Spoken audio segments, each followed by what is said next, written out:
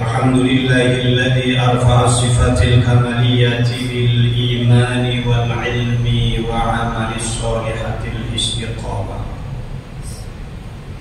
Asyhadu an la ilaha illallah wahdahu la syarika lah wa asyhadu anna sayyidana Muhammadan abduhu wa rasuluhu sayyidul anam. Allahumma salli ala sayyidina Muhammadin wa alihi wa ashabihi wa jami'i man tabi'ahu ila yaumiddin. Wa amma ba'du fa ya ibadallah ayyuhal jama'atil jumu'ah usikum wa iyaya bitaqwallahi faqad fazal muttaqun. Wattaqullaha haqqa tuqatih ولا تموتن إلا وأنتم مسلمون واعلموا أن الله تعالى أمرنا وأمركم بأوامر فامتثلوه ونهاكم بنواهيه فاجتنبوه لعلكم ترحمون. قال تعالى في كتابه الكريم بسم الله الرحمن الرحيم Man amila shalihan min dzakarin wa untha wa huwa mu'minun falanuhyiyannahu hayatan thayyibah wa lanajziyannahum ajrahum bi ahsani ma kanu ya'malun. Al-ayat. Shadaqallahul adzim. Hadirin jamaah salat Jumat yang diridhai dan dirahmati Allah Subhanahu wa taala. Marilah bersama terus kita patuh semangat untuk meningkatkan iman dan takwa. Kita introspeksi diri betapa banyak salah dan dosa kita, betapa banyak alfa kita dalam menunaikan kewajiban.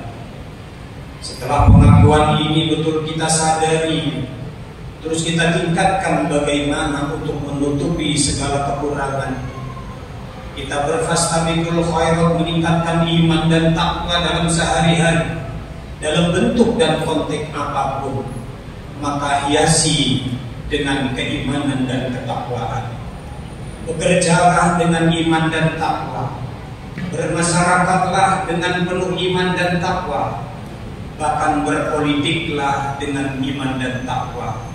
Semuanya dimensi kehidupan dibungkus dengan iman dan takwa. Karena iman dan takwa adalah merupakan faktor esensial yang akan mampu menghantarkan siapapun kita, apapun kedudukan kita, apapun yang dikerjakan kita, menjadi keberkahan dan keselamatan di dunia wal akhirah. Jamaah yang diridhoi dan dirahmati Allah Subhanahu wa taala. Itu hal pertama yang wajib saya sampaikan sebagai salah satu rukun khutbah.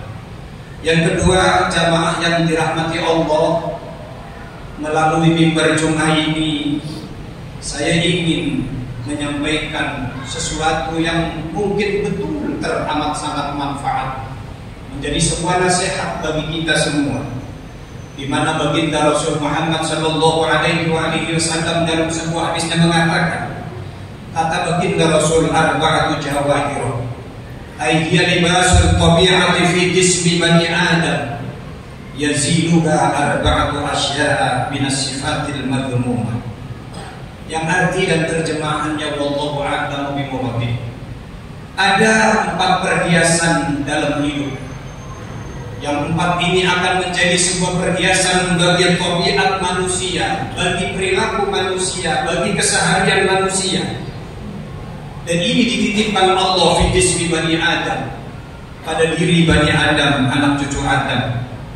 Namun 4 perhiasan yang akan menjadikan manusia hidup terhias menjadi mulia di mata Allah dan masyarakat ini, sering justru tinggal sebuah nama, sering justru tidak bermanfaat, sering justru manusia terjebak pada sifat yang tercela.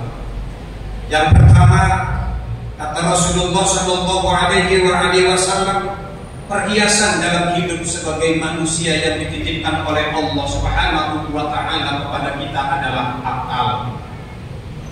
Kita sadar bahwa beraneka ragam makhluk Allah di permukaan bumi ini. Namun Allah memberikan penghargaan sebuah kesempurnaan pada manusia. Manusia hidup dibekali akal yang sempurna. Dibekali akal yang sempurna. Sehingga dengan akal manusia bisa mencerna pola dan pikir dan bisa menentukan sikap. Karena akal adalah salah satu bagian komponen yang akan menjadikan manusia memahami antara yang hak dengan yang batil. Jamaah yang diridhoi dan dirahmati Allah Subhanahu wa Ta'ala. Namun seringkali akal manusia, kata Rasulullah, fal ghadabu yazidul aql. Seringkali akal manusia lumpuh, tidak berdaya, hilang sebuah kecerdasannya, tidak lagi proporsionalitasnya ada, tidak lagi profesionalitas, tidak lagi berpikir dengan baik, saat dimana akal di dalamnya dirasuki dan dicangkit penyakit rasa benci. Rasa benci ini adalah merupakan penyakit yang melumpuhkan akal. Sehingga seringkali akal yang cerdas, karena seringkali orang itu benci terhadap sesuatu, terhadap apapun, maka sungguh akal mengatakan itu baik, kebencian yang mengatakan itu adalah buruk. Jadi profesionalitas dan proporsionalitas akal ini hilang sirna karena di dalam hati manusia tersimpan kebencian terhadap sesuatu. Maka kebenaran bisa menjadi ketidakbenaran, maka yang salah menjadi yang benar, atau sebaliknya yang buruk menjadi tidak buruk, atau sebaliknya kebaikan pun akan menjadi buruk. Karena sering kebencian ini berlawanan dengan kebenaran. Sering kebencian ini menghanyutkan manusia sehingga akalnya tidak berfungsi. Karena itu Rasulullah pernah berkata, memberikan sebuah nasihat yang khusus kepada Muawiyah, yang khitabnya ini manfaat untuk kita. Kata Rasulullah, ya Muawiyah, iyyaka wal ghadab. Muawiyah, takutlah dan hati-hatilah dengan kebencian yang merasuk bersemayam dalam hatimu.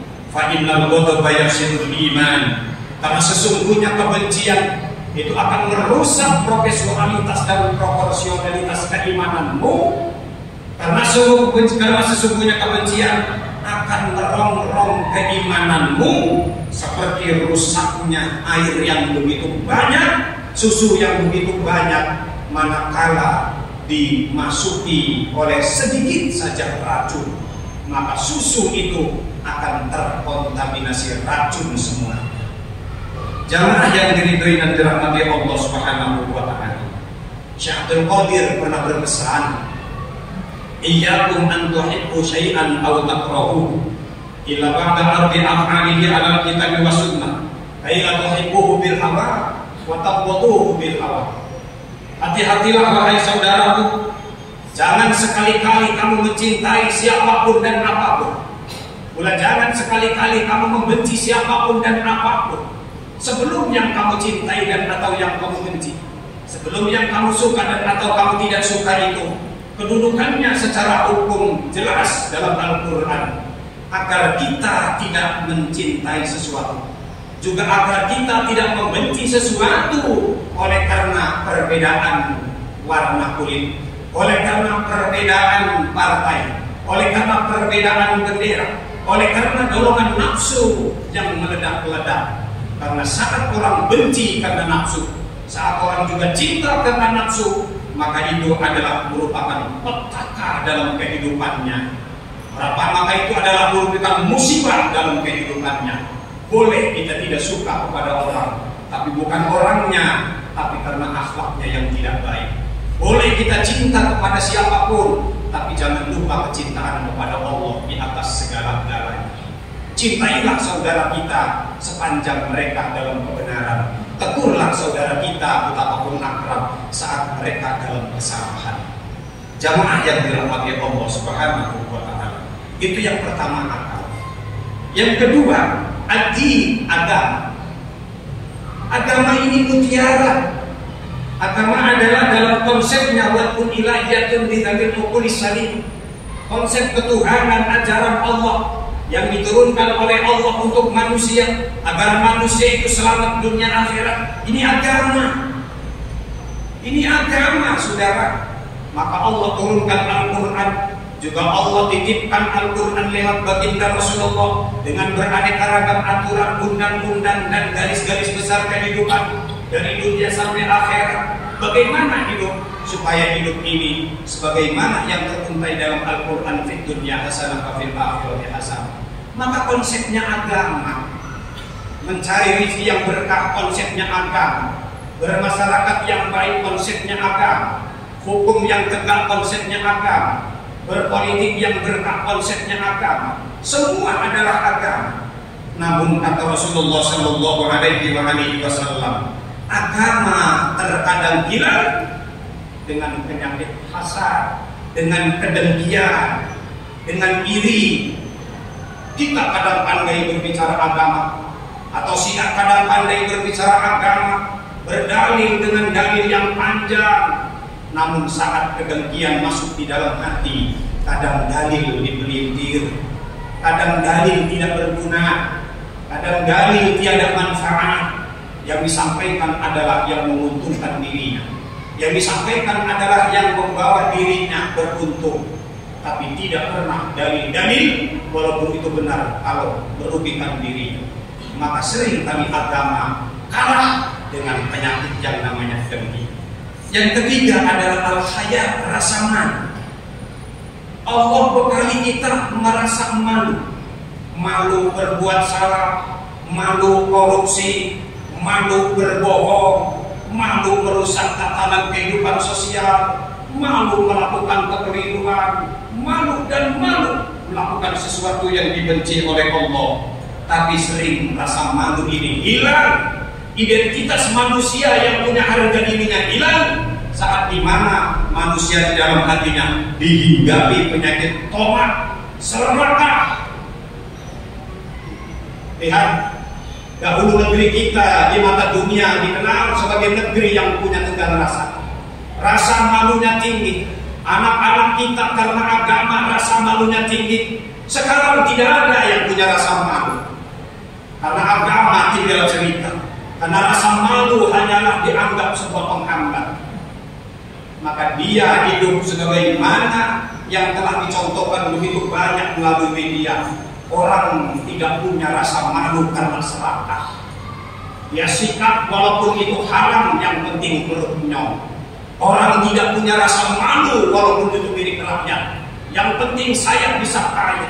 Orang tidak punya rasa malu walaupun harus berbohong, yang penting saya jadi calon DPR. Orang sudah tidak punya rasa malu walaupun harus berdusta, yang penting hari esok badi kehidupan saya berlimpah. Na'udzubillahi min dzalik wa na'udzubillah. Jamaah yang dirahmati Allah, yang terakhir yang dititipkan Allah mutiara hidup itu amal soleh. Amal soleh. Namun sering kami alih amal soleh ini sirna. Kesolehan menjadi sirna, amal soleh menjadi tiada manfaat, amal soleh tidak berbuah.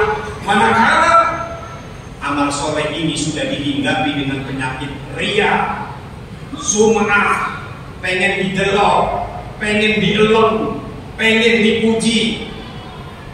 Jamaah yang dirahmati Allah, padahal Allah sudah menjelaskan man 'amila shalihan min dzakari wa unsa.